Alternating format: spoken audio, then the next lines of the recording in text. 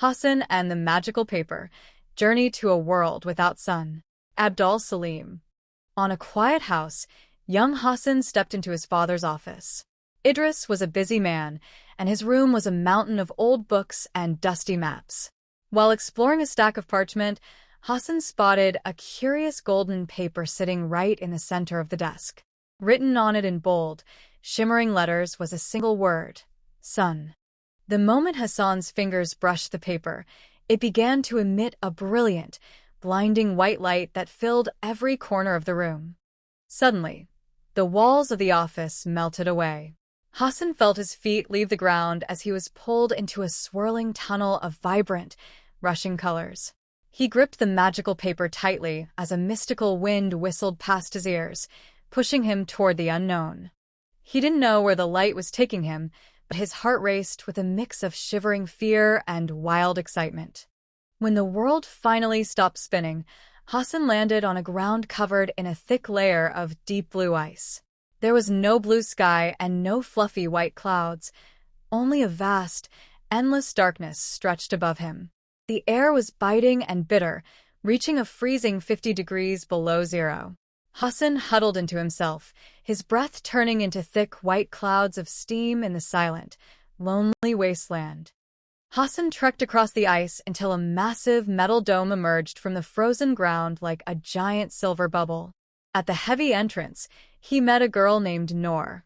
She was bundled in a thick, metallic coat made of strange, heavy fabric. Noor stared at him with wide, curious eyes. Her skin was very pale, and she looked tired, as if the eternal darkness of her world had settled into her very bones.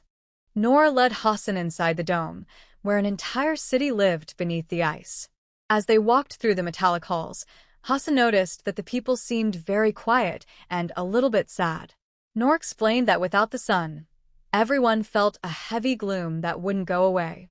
Their bodies were weak because they lacked vitamin D, a special gift that the sun gives to people for free. It was time for a meal, and Noor invited Hassan to join her. There were no bright red apples, crunchy orange carrots, or golden loaves of bread. Instead, she placed a bowl of slimy green algae and some pale, rubbery mushrooms on the table. "We can only grow what doesn't need the sun," Noor said sadly. "These grow in water tanks and dark corners, but they have no flavor of the outdoors." Hassan wondered how they kept the dome warm in such a frozen world. Noor led him to a lower level where massive, humming pipes ran along the walls like the veins of a giant. She introduced him to a technician who monitored the gauges. "We use geothermal energy," the technician explained. "We pump the heat from deep inside the Earth's core to keep us from freezing solid." Next, they visited the center of the city's power. Through a thick, lead glass window, Hassan saw a massive machine glowing with an eerie blue light. "This is the nuclear reactor," Noor said. "It is the heart of our world. It provides the electricity for our lights and our air. Without this powerful science, the darkness would take us in minutes." Hassan put his hand on the glass, feeling the hum of the great machine. Noor took Hassan to the Farms of Hope. These were giant rooms filled with millions of tiny purple LED lights. Hassan saw rows of thin, struggling plants reaching upward. "We use these lights to mimic the sun's rays," Noor said. "It's a special technology called LED farming. It's the only way we can get our vegetables to grow at all, but they never grow as big as the stories say they should." Hassan looked closely at the plants. Back home, the leaves were a vibrant, dancing green, but here they looked dull and gray under the artificial glow. He realized that the sun wasn't just a light bulb in the sky, it was a master artist. It gave the world its colors, from the bright yellow of a sunflower to the deep blue of the ocean. Without it, the world was just shadows. They went to Noor's small room, where the walls were covered in drawings. She had used every yellow and orange crayon she possessed to draw giant circles with long, golden spikes. "I draw the sun based on the stories my grandfather told me," Noor whispered. "I dream of a day when I can feel real heat on my cheeks without needing a heater and see a sky that isn't black." Hassan felt a deep wave of gratitude for his own world. He thought of the birds singing at dawn and the way the grass felt under his bare feet. He turned to Noor and described the rainbow, how the sun's light could split into 7 beautiful colors after a rain. Noor listened, her eyes filling with tears of wonder at a world she had never seen. Suddenly, the golden paper in Hassan's pocket began to vibrate and glow.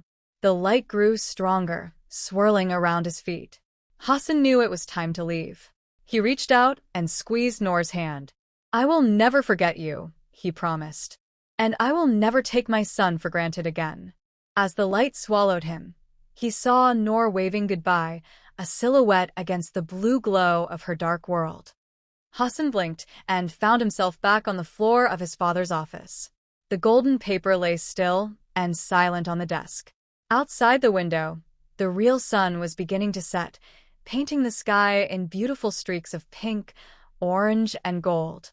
Hassan let out a long breath and ran to the window, pressing his face against the glass to feel the fading warmth of the afternoon.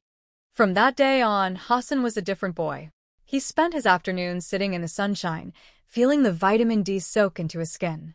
He started a garden, carefully watering his plants and thanking the sun for their green leaves. He even began to study books on solar energy, promising to help protect the Earth so that no one would ever have to live in a world of darkness again.